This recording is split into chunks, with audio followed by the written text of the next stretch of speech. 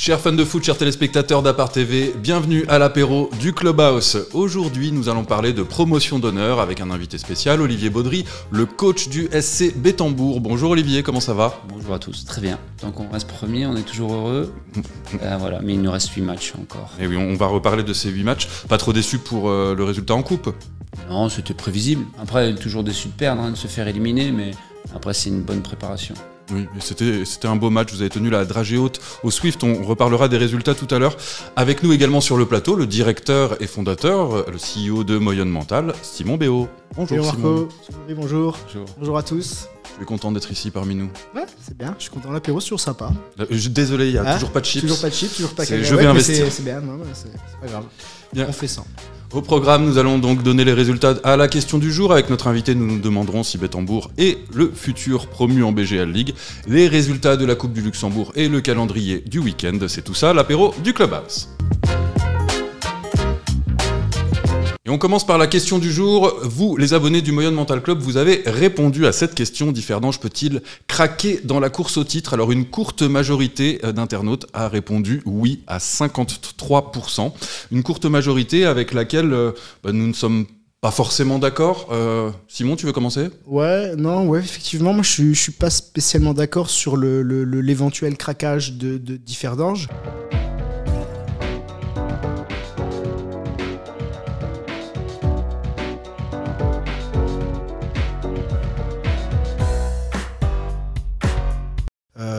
Ils ont perdu un match, le premier de la saison. Pour moi, c'est plus la perte de l'invincibilité qui peut être difficile à encaisser pour eux, même si je pense au bout de la 22e journée. Je pense qu'ils signeraient pour 5 défaites et le titre au bout. Tout à fait. Ce qui est à prendre en compte, c'est l'adversaire, la jeunesse qui marche sur l'eau. Oui. Bientôt, on va avoir des cheveux poussés sur la tête d'Arnaud Bordy. Donc, non, c'est pas un craquage parce que ils ont tout de suite d'ailleurs bien répondu en coupe derrière. C'est une équipe qui est très costaud, qui prend peu de buts, avec des joueurs offensifs de grande qualité. Je pense qu'ils ne s'attendaient pas à écraser le championnat avec 20 points d'avance. Donc, ça fait partie du jeu, de la course au titre. Ils seront là au bout. Hein. Après, s'ils doivent perdre le championnat, c'est parce que ils l'auront mérité, entre guillemets. Donc, oui, et puis les deux autres équipes derrière auront poussé. Non, voilà. Et puis on se rend compte. Je suis un peu long, hein, Marco. Je vois que tu veux. Ouais, c'est pas grave. Je prends mon temps. Je suis chez moi. Non, mais surtout ce que je veux dire, c'est que on voit aussi que derrière, c'est pas évident de gagner tous ces matchs. Le Swift s'est fait accrocher. Ça aurait pu être un week-end beaucoup plus dramatique que ça. Ils ont un coup d'avance encore. Ils ont 4 points sur Dudelange. Un goal average favorable, donc 5 points. En vrai, ils ont 5 points d'avance. Vite regagné par contre en championnat, faut prendre les 3 points. Bon, ce qui est intéressant, c'est qu'ils ont regagné tout de suite en coupe avec un 3-0 qui n'a souffert d'aucune contestation face à Monderkange. Alors on en parlait, Olivier, en off avant l'émission. Toi non plus, tu ne vois pas le Differdange craquer ? Non, je ne le vois pas craquer. Je pense aussi ils sont tombés sur la jeunesse qui surfe en ce moment parfaitement. Non, ils ont un effectif ils ont de l'expérience. Je pense qu'ils ont un très bon calendrier aussi. Ouais. Donc non, je ne les vois pas craquer. Bon, vous voyez, vous avez émis votre opinion, nous avons la nôtre, nous avons le droit de ne pas être d'accord. On va parler du calendrier justement avec cette 23e journée de BGL League qui s'annonce. Donc tous les matchs auront lieu ce dimanche à 16h. Et parmi ces matchs, il y a un focus peut-être sur l'affiche entre Dudelange et la jeunesse. Dudelange qui veut absolument gagner comme me le confiaient les joueurs, et la jeunesse qui reste donc sur une série de 7 victoires consécutives en championnat et 8 victoires consécutives, toutes compétitions confondues. Marco va quand même rappeler que le premier Clubhouse de l'année, je crois qu'on est on fait un débat sur la jeunesse, va-t-il se maintenir ? Absolument. Va-t-elle se maintenir, pardon. C'est fou. Hein. Le foot va vite. Le foot va vite, mais... C'est dingue. Pour le coup, on va voir où on est Dudelange. Il y a 2 journées, il perdait à Differdange. Un gros test. Ouais, ça va être sympa à suivre. Mais Dudelange ragaillardi par justement la défaite du leader la semaine dernière et leur victoire. Alors ensuite, en autre match, nous aurons Racing Rosport, Monderkange Pétange, Kergeng recevra le Swift Espérange, Differdange recevra Mersch, Strassen Wiltz, Mondorf recevra Chifflange pour un peu le match retour de ce match perdu en coupe, on va y revenir dans un instant. Et le Fola recevra le Progrès Niederkorn, donc tout cela dimanche à 16h. Alors, je vous parlais de la coupe, et bien effectivement, ce mercredi avaient lieu les 8e de finale de la Coupe de Luxembourg. Voici les résultats. Donc, Rumelange a perdu face à la Jeunesse, qui leur a infligé une lourde défaite 5-0.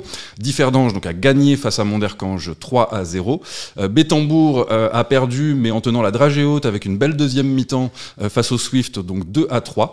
Ostert a sorti le Racing après prolongation 1-0. Le club de première division Norden et Strassen se sont neutralisés 1-1 et c'est Strassen qui l'emporte au tir au but. Mondorf donc face à Chifflange également 1-1 et l'a emporté au tir au but. La Licentia Steinzel s'est inclinée face au Progrès Niederkorn 1-3. Alors les Yellow Boys de Weiler-Latour face à la Jeunesse Canard, il y avait 2-2 et ce sont les Yellow Boys de Weiler-Latour qui se sont imposés après prolongation. On a un beau plateau pour l'écart. Ouais. Le tirage aura lieu lundi. Okay. Et donc nous connaîtrons effectivement les quarts de finale qui se dérouleront le 24 avril, ce qui a permis en fait de décaler un certain nombre de matchs au 20 avril pour la 25e journée de BGL. Juste pour faire une petite parenthèse sur la coupe, il nous reste 2 équipes de PH. 2 équipes, ouais. Tout à fait. Et parmi les 6 qualifiés, on a les 4 premiers sauf Dudelange, hein, c'est ça? Ouais, c'est ça. On a même les 5 premiers. On a les 5 premiers à part Dudelange, oui. Mondorf, ça fait 2 saisons d'affilée qu'ils font bon parcours en coupe. L'année dernière, ils se font sortir en demi par le Mariscal Mersch. Ouais. Ah, c'est bien. Ouais, Mondorf qui rêverait justement d'un parcours à la Mersch. Une place en Europe en jeu, c'est important. Tout à fait. Et donc on aura ce match retour en BGL League entre Mondorf et Chifflange. Mais on va parler maintenant de la promotion d'honneur avec notre invité du jour. Olivier Baudry, ancien joueur professionnel qui est passé par la France puisqu'il a fait ses armes au RC Lens, club dans lequel il a débuté. Il est passé par la Belgique, par la Suisse, avant d'arriver au Grand-Duché en 2003. Donc vous êtes arrivé au F91 de Dudelange, 3 ans plus tard au Racing, et puis vous avez terminé votre carrière à la Jeunesse pour embrasser le métier d'entraîneur en 2009. Donc vous avez commencé comme assistant au Racing en BGL League et puis coach principal de Steinfort et puis vous êtes sur le banc de Bétambourg depuis 2021. Donc 3 ans à la tête d'une équipe première, ça devient rare, y compris au Luxembourg, avec la valse des entraîneurs. Quel est le secret de votre longévité? La chance. Quelquefois il faut un brin de chance, tomber dans le club en fait qui nous permet de bien travailler. Et après, chaque saison, oui, on se pose des questions, on se dit est-ce que c'est pas l'année de trop, est-ce que garder son groupe toujours éveillé.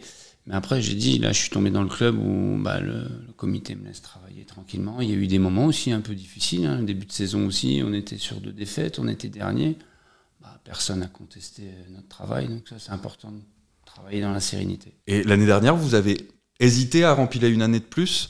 Est-ce que là, vous avez réglé les différends qui pouvaient exister au sein du club et que, en cas de montée en BGL League, comme en cas de maintien en promotion d'honneur, ce qu'on ne vous souhaite pas, vous resterez à la tête du SC Bétambourg? Après, la saison dernière, c'était spécial. C'était une question d'organisation en fait, de club pour pouvoir justement progresser. Et là, oui, il y a eu quelques petits différends, mais on s'est mis à table et puis on a compris tout ce qu'il fallait évoluer. Cette saison, au niveau de l'organisation, c'était nettement mieux. La preuve au niveau des résultats, de toute façon il n'y a pas de secret. Et après il y a encore plein de choses à améliorer, on veut toujours aller encore un petit peu plus dans l'organisation, dans les structures, mais ça le club est conscient qu'il faudra progresser aussi. Et parmi justement ces axes de progression que vous avez constatés et qui se voient sur le terrain, lesquels vous pouvez nous citer? Au niveau de l'effectif déjà, c'était sûr que la saison dernière il était un peu trop tôt, on l'a dit, on a fait un match de barrage, je pense que c'était bien pour l'image du club. Mais l'effectif, il fallait plus le consolider. Là, on l'a fait. Donc, on sait que s'il nous arrive par bonheur de monter, l'axe de travail est là avec l'effectif. Il faudra recruter un peu moins de joueurs pour pas tout bouleverser. Parce qu'une année... Puis garder vos joueurs. Garder nos joueurs. Déjà, ça va être important de garder. Ça, c'est la première chose. Vous arriverez à garder vos joueurs cadres? On l'espère. Après, c'est des discussions qui vont commencer quand on sera certain d'être en BGL. Ça sert à rien d'aller trop vite, il faut rester concentré sur le sujet. Et puis, après, il n'y a pas de raison de perdre des joueurs. Les joueurs veulent monter en BGL, si on y accède. Oui. Bon. Est-ce que ce ne serait pas une année, cette année où finalement vous êtes resté en promotion d'honneur, une année bonus où vous avez pu acquérir de la maturité et finalement, de l'expérience. Ouais. Et finalement, c'était peut-être trop tôt pour monter l'année dernière. Mais pour tout le monde, de toute façon, le club, il y a 3 ans, il ne faut pas oublier qu'il était en Division 1. Donc attention de ne pas aller trop vite aussi. Je veux dire, on s'était donné un axe de 3 ans pour essayer d'aller en BGL. L'année dernière, on s'était dit un match de barrage, ça serait exceptionnel. Cette saison, on s'est dit qu'il fallait faire mieux à l'intérieur du groupe, donc mieux qu'une 3e place. Je vous laisse deviner. On est bien parti, mais ce que je dis, c'est qu'à la même période, la saison dernière, on avait 45 points, on était premier et on a craqué sur la fin. Donc là, je pense que cette expérience fait qu'on a mieux préparé les joueurs. Au niveau de l'effectif, déjà, c'est plus conséquent. Au niveau de la préparation physique avec le staff, on a été nettement meilleur. Et on a réussi à faire tourner à un moment donné où il fallait le faire, je pense. Donc on n'a pas de blessés. Donc c'est vrai que pour l'instant, tout roule pour nous. Alors c'est vrai que vous êtes quasiment au même point que l'an passé à la même époque. À l'heure actuelle, après 22 journées, vous avez 44 points contre 45 points l'année dernière. Mais cette année, vous avez un petit bonus en plus. C'est le matelas face à vos poursuivants, puisque vous avez 6 points d'avance face à Ettelbruck et Rodange. Les voyants semblent au vert quand même pour une dernière ligne droite plus tranquille que l'an passé. C'est un petit coussin. Mais oui, c'est pas un matelas. C'est pas un matelas. Ouais. C'est-à-dire que c'est 2... Il reste 8 matchs. Voilà, 8 matchs, 2 défaites. Points. Ouais, ça va vite. Ça revient vite. C'est vrai qu'on a un calendrier qui est quand même agréable sur les 3 prochaines semaines. Mais chez nous, si on regarde nos matchs contre les soi-disant plus faibles, c'est là qu'on était en difficulté. Donc on le sait. Maintenant, à nous de bien les préparer. Alors, on parle de l'intérieur, d'un club soudé, d'un club familial. Est-ce que c'est aussi le secret pour avoir une cohésion de groupe qui peut aider à aller jusqu'au bout et essayer de se serrer les coudes, en fait, dans cette lutte finale? C'est déterminant. Après, je parle toujours du comité, mais c'est vrai qu'il y a du calme dans le club, c'est familial. Voilà, on ne se prend pas la tête, en fait, avec des objectifs de fou. Et puis, le club, les joueurs le ressentent. Il n'y a pas de pression. C'est juste nous, à l'intérieur, où on se met une pression aussi, parce que voilà, on a envie d'avancer. Mais le club est assez serein, assez tranquille, que ce soit, c'est vrai, on entend les autres clubs financièrement, mais le club est stable. Donc ça, c'est important. Mais c'est vrai que si on monte en BGL, il faudra évoluer de ce côté-là aussi. C'est ce que j'allais dire. Est-ce que le revers de la médaille, ce ne sera pas justement une structure qui manquera peut-être un petit peu d'étoffe pour... Il faut garder le statut familial, garder ça, mais en même temps le faire progresser. Donc il faut trouver le juste milieu, à pas non plus s'emporter dans des dépenses ou dans des choses qui sont pas utiles. C'est pour ça qu'il faut garder l'effectif au maximum et après recruter malin et faire des bonnes pioches. Il y aura toujours des mauvaises pioches, des choix, mais il faut garder cette stabilité, mais évoluer en même temps. Et au niveau, vous parlez justement de dépenses, au niveau infrastructure, il va falloir forcément dépenser si vous accédez à l'échelon supérieur. On en a déjà parlé, on a 2 terrains, on en parlait déjà la saison dernière où on ne s'entraînait pas souvent sur tout le terrain. Cette saison, enfin, on a eu un entraînement sur tout le terrain, ce qui est incroyable. Par semaine. Un club de haut niveau, même en PH. Et il faudra un 3e terrain, trouver un terrain, des structures avec de l'herbe, parce qu'on est le seul terrain synthétique. Donc il faudra aussi avoir la possibilité de s'entraîner sur un terrain en herbe. Vous avez l'appui de la commune pour vous aider dans tout? Oui, je pense que la commune est derrière le club. En plus, l'image avec la coupe, ça aide. Il y avait beaucoup de gens de Bétambourg, donc ça aide, tout ça. Mais après, c'est pas facile non plus de trouver des terrains. Moi, j'ai conscience aussi que c'est compliqué, mais on a des petits clubs aux alentours. On peut peut-être trouver des arrangements. Oui, une entente. Nord-Sange, déjà. On a une petite entente avec Nord-Sange. Donc, c'est peut-être approfondir ces ententes-là, justement, pour mieux préparer cette saison prochaine, si on y accède. J'ai une question géopolitique. Pas loin de Bétambourg se trouve un des clubs les plus titrés du Luxembourg, Dudelange. C'est le club, ça pourrait être le derby de l'année prochaine. C'est le club rival. Non, je pense qu'il y a une grosse différence entre Dudelange et Bétambourg quand même. Oui, ça bien sûr. Ça fait des années que Dudelange est en BGL. Nous, le club, je pense qu'il y a 50 ou 60 ans, il a fait une saison en BGL. Donc il n'y a pas de rivalité. Non, je pense pas. Après, il y a une différence de niveau à l'heure actuelle. Et nous, le club de Bentembourg, s'il accède en BGL, il faudra rester les pieds sur terre. On voit, hein, de toute façon, au niveau des promus, c'est toujours délicat. C'est difficile. Donc il faut rester les pieds sur terre et garder des valeurs. Bon, alors imaginons que la fin de saison en PH se passe pas comme vous le souhaitez et que vous jouiez les barrages. C'est une situation donc, que vous avez déjà connue. Vous vous y préparez ou pour vous, l'objectif absolu, c'est la montée directe? On s'est préparé à tout, que ce soit une montée. On s'est préparé à une montée envisageable, donc via les barrages ou via directement. Mais c'est vrai qu'au vu de la saison, on s'imagine, on serait déçu de faire un barrage. J'ai connu la saison dernière, mais en même temps, c'est une telle fête sur un match que c'est du plaisir. Mais après, il y a de la déception, il y a du bonheur. On a connu la déception l'année dernière, mais en fin de compte, on était plutôt contents. Mais cette année, si on peut éviter le barrage, bien sûr qu'on aimerait l'éviter. Eh bien, Bentembourg sera sur le terrain du Berdenia Berbourg, donc actuel dernier de promotion d'honneur, ce dimanche à 16h, comme ce sera l'heure d'ailleurs de tous les matchs en BGL League et en PH. L'Avenir Begen recevra le CS Grevenmacher, le Cupchen Wormeldange recevra la résidence Valferdange, la Listantia Steinzel recevra le FC Rodange pour un match, à mon avis, que vous suivrez d'un œil, Olivier. Ma mère recevra Ettelbruck, et ça aussi c'est un match que vous aimeriez bien voir se solder par un match nul ou une victoire de ma mère. Important pour nous, oui.